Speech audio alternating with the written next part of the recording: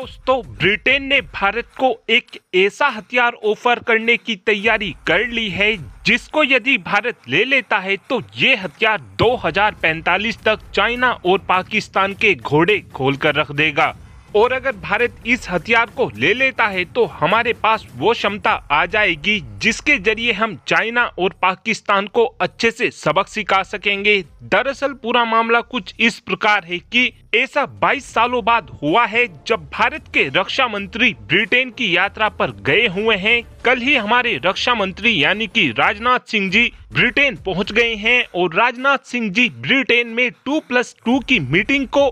करने गए हैं। और इस मीटिंग के दौरान इस बात की उम्मीद की जा रही है कि ब्रिटेन की तरफ से भारत को अपने 6th जनरेशन के फाइटर जेट के प्रोग्राम में शामिल करने की बातचीत की जा सकती है। और साल 2019 में भी ब्रिटेन की तरफ से भारत को 6th जनरेशन के फाइटर जेट के प्रोग्राम में शामिल होने के लिए बोला गया था, लेकिन उस समय भारत की तरफ से इस प्रोग्राम को लेकर अपना कोई भी इंटरेस्ट नहीं दिखाया गया था। और जो ये 6th जनरेशन के फाइटर जेट का प्रोग्राम होने वाला है, इस प्रोग्राम का नाम टेम्पेस्ट होने वाला है। इस फाइटर जेट के प्रोग्राम में ब्रिटेन, जापान, इटली जैसे देश शामिल हैं और उम्मीद इस बात की जा रही है कि ये तीनों ही देश मिलकर टेम्पेस्ट को 2035 तक बनाकर पूरी तरीके से तैयार कर लेंगे। और यदि भारत की तरफ से अभी से ही इस फाइटर जेट के प्रोग्राम को ज्वाइन कर लिया जाता है तो 2035 तक हमारे पास 5.5 जनरेशन का एमका फाइटर जेट भी मौजूद होगा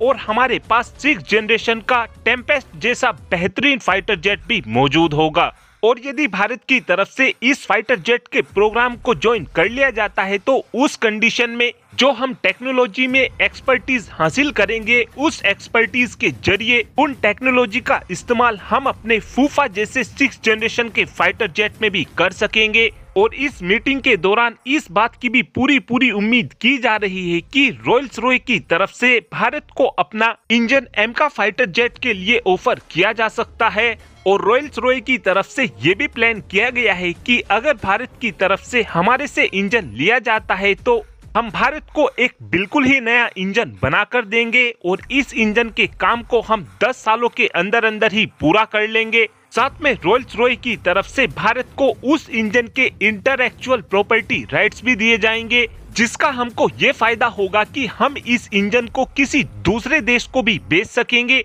लेकिन अगर भारत की तरफ से फ्रांस या फिर अमेरिका के साथ इंजन की डील को साइन किया जाता है तो उस कंडीशन में भारत को IPR राइट्स नहीं दिए जाएंगे, यानी कि हम फ्रांस और अमेरिका के इंजन को दूसरे देशों को एक्सपोर्ट नहीं कर सकेंगे। लेकिन अगर हम रॉयल्स रॉय से इंजन को खरीदते हैं तो इस इंजन को हम भारत के अंदर बना भी सकेंगे और इस इंजन को हम दूसरे देशों को काफी आसानी से एक्सपोर्ट भी कर सकेंगे। और अब आप ही कमेंट कर बता सकते हैं कि क्या भारत को टेम्पेस्ट प्रोग्राम को ज्वाइन करना चाहिए और क्या हमको रॉयल्स रॉय के साथ ही इंजन की डील को साइन करना चाहिए, हाँ या फिर ना। इस बात का आंसर आप कमेंट बॉक्स में दे सकते हैं। Thanks for watching this video. Have a good